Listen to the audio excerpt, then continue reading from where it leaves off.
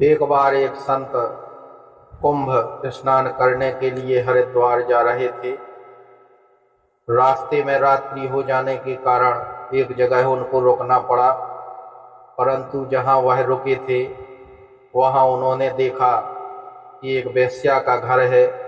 तब मन में कुछ शंका हुई, परंतु इष्ट का ध्यान करके सोचा कि रात्रि ही गुजारनी है।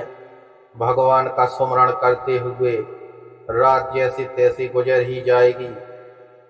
ऐसा करते हुए भगवान का भजन करते हुए उन्होंने रात्रि काटी। जब सुबह हुई तो देखा कि एक वहां से व्यक्ति मर गया था जिसकी शव यात्रा निकल रही थी। तब वेश्या ने अपनी बच्ची से कहा कि जाओ देख कर आओ, इस व्यक्ति को स्वर्ग मिलेगा या नरक।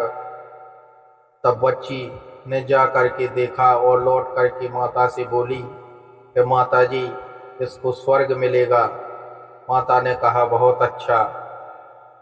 इसके बाद संत जी ने सोचा कि यह विद्या तो बहुत ही अभीष्ट विद्या है, मुझे आज तक ये विद्या प्राप्त नहीं हो पाई है। एक दो दिन ठहर के इस विद्या का ज्ञान प्राप्त करता हूँ।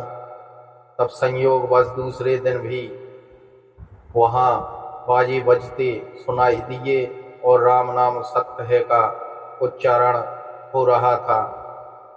तब पुनः वेश्या ने अपनी बच्ची से कहा, जाओ देख के आओ, इस व्यक्ति को स्वर्ग मिलेगा या नरक। तब बच्ची देख करके लौटी और माता से कहा कि माता जी, इसको नरक मिलेगा। तब उसने कहा नरक मिलेगा, अरे राम राम। तब संत जी के मन में विचार आया कि मैंने कई सत्संग किए हैं, जिंदगी भर भगवान का जाप किया है, परंतु यह अमूल्य विद्या मुझे आज तक प्राप्त नहीं हो सकी है। ऐसा जैसे ही मन में विचार आया तो वेश्या के घर जाकर के वेश्या के सामने दंडवत गिर पड़े, प्रणाम करने लगे। तब वेश्या ने कहा, अरे अरे महात्मन, ये आप क्या कर रहे हैं, मुझे पाप में क्यों डाल रहे हैं। तब उन्होंने हाथ जोड़ करके कहा कि हे देवी, मुझे आज तक इस विद्या का ज्ञान नहीं हो पाया है कि मरने के बाद मनुष्य को स्वर्ग मिलेगा या नरक। आपको इस विद्या का ज्ञान कैसे प्राप्त हुआ, मुझे बताइए। तब वेश्या ने कहा, यह मेरी बच्ची से पूछो, वही बताएगी। तब बच्ची को वेश्या ने बुलाया।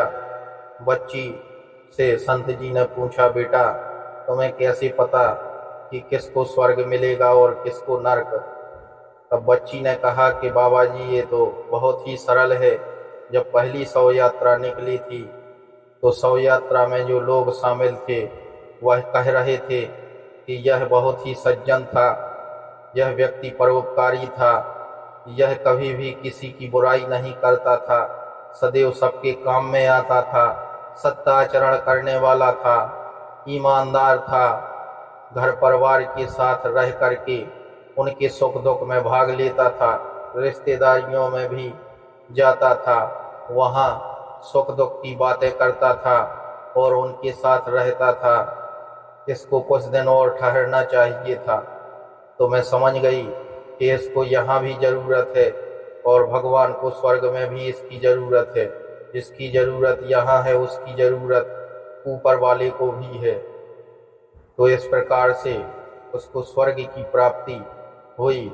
और जब दूसरे शव यात्रा को मैंने देखा तो लोग कह रहे थे, चलो ठीक रहा, अच्छा रहा कि यह मर गया, ठीक मर गया, दुराचारी था, दूसरों को कष्ट देने वाला था। हम तो शव यात्रा में इसलिए आए हैं क्योंकि बेवार था।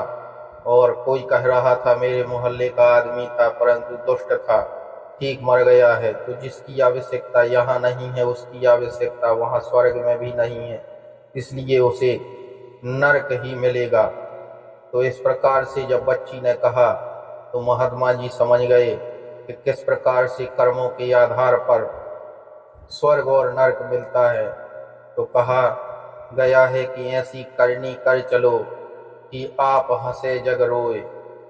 आप इस प्रकार से कार्य करें कि आपके जाने के बाद मनुष्य आपकी कथाओं को गाते रहें और आपकी बात याद आते ही उनके आंसू भर आए। तो परोपकार से ही मनुष्य का कल्याण है। शास्त्र में कहा गया है कि परोपकार से बड़ा कोई भी धर्म नहीं है, सबसे बड़ा धर्म परोपकार है। परोपकाराय सताम विभूतयः, वह बहुत बड़ी विभूति है जो परोपकारी है। परोपकाराय नदम वहन्ति, परोपकार के लिए ही नदियां बहती हैं। वृक्ष फल परोपकार के कारण ही देते हैं। तो इस प्रकार से ज्ञानवर्धक जानकारी के लिए आप द शक्ति चैनल से जुड़े रहें और इसे सब्सक्राइब करें, जिससे आगे की कथाओं का ज्ञान आपको सहज रूप से प्राप्त हो सके।